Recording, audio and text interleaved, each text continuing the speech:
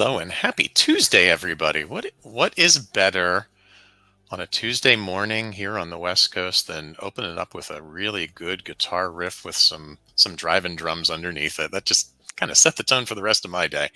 So welcome. I am Dan Olexa, the founder of Transcendent Living, and here in this series today, we're going to do a slightly different episode.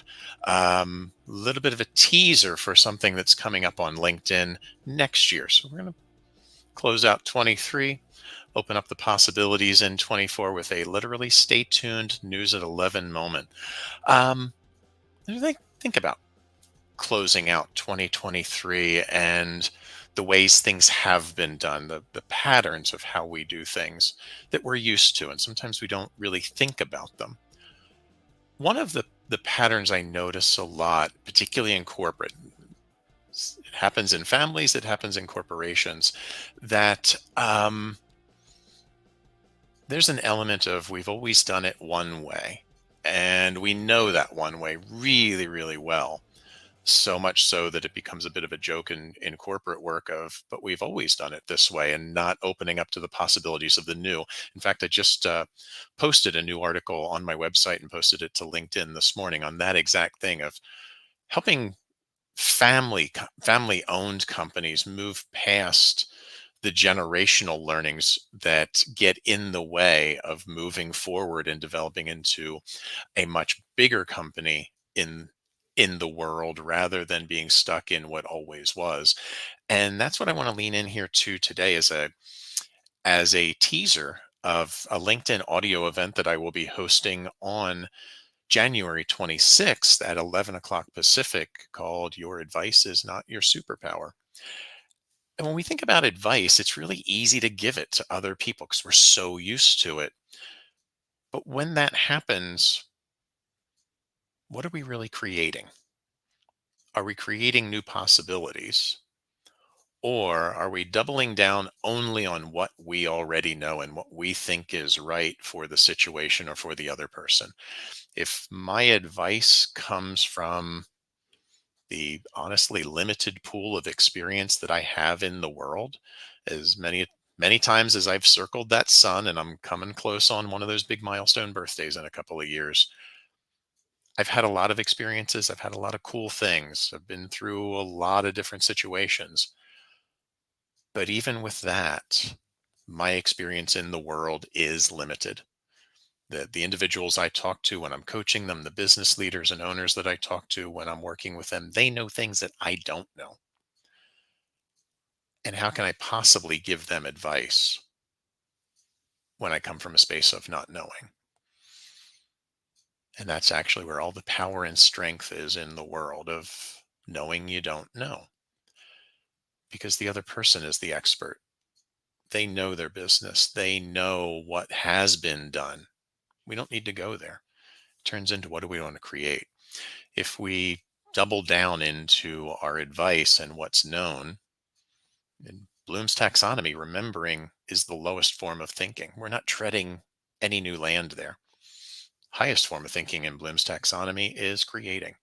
Let's make something new with the information we have. And part of that might seem a little bit jarring, particularly to individuals in management or in company ownership or executive suite, that I need to know. Yeah, maybe. When you direct from your experiences, you are directing from the past. You're directing even into short-term solutions of, let's get it fixed now because we've got metrics to hit. We need to hit a deadline. We need to get this thing rolled out, or we've got a quota to hit. That's all over and done. That's all the past, what happened before, versus coming into what's different about this time. What can we build new? How can we learn from maybe past mistakes? It didn't work that time. Let's not do it ever again. Well, maybe there's elements of it that we can bring forward.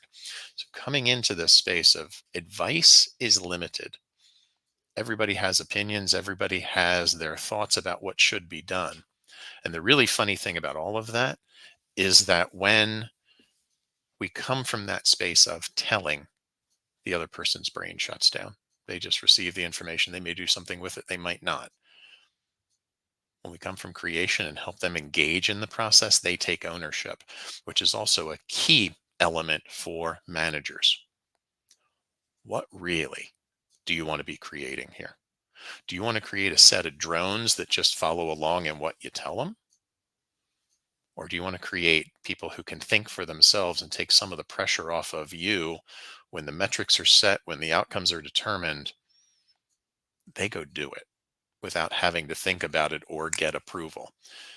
Is, as I wrote in that article today about family owned businesses, particularly when it's the grandparents' generation or the parents' generation, and now the third generation is coming in.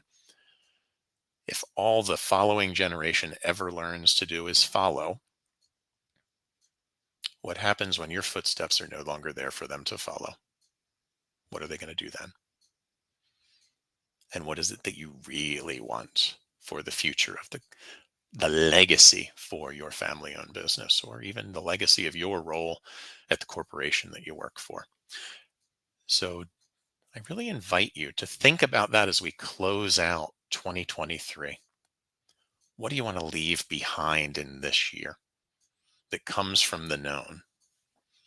As we open up into 2024, what do you want to create? What do you want to build? What do you want to be different so that you can have an empowered process going forward, that you can empower others to make decisions, even if it comes down to playing devil's advocate? What do we learn from the bouncing back and forth of ideas that create something new? Your opinion has some value, but it's not total value. And that is a key thing for us all to understand, because opinions are very personal. We can get very egotistically attached to them, that we are right and the other person's wrong. But when we shift it away, if it's just a perspective, it's something that happened, I can share it.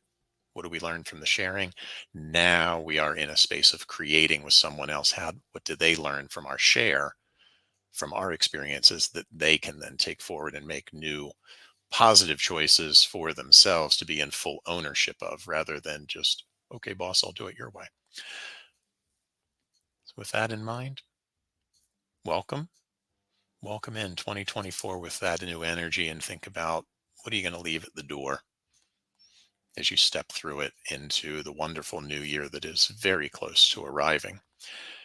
And as we come to a close here today, the end of this particular broadcast of this episode, I want to invite you to join me on January 26th here on LinkedIn for that audio event. Your advice is not your superpower, where we're really going to dive into it and have that discussion to break some of those old conceptions, misconceptions, preconceptions about the value of your advice, and learn just how powerful creation and possibilities are. Happy New Year, happy holidays. I will see you on January 26th.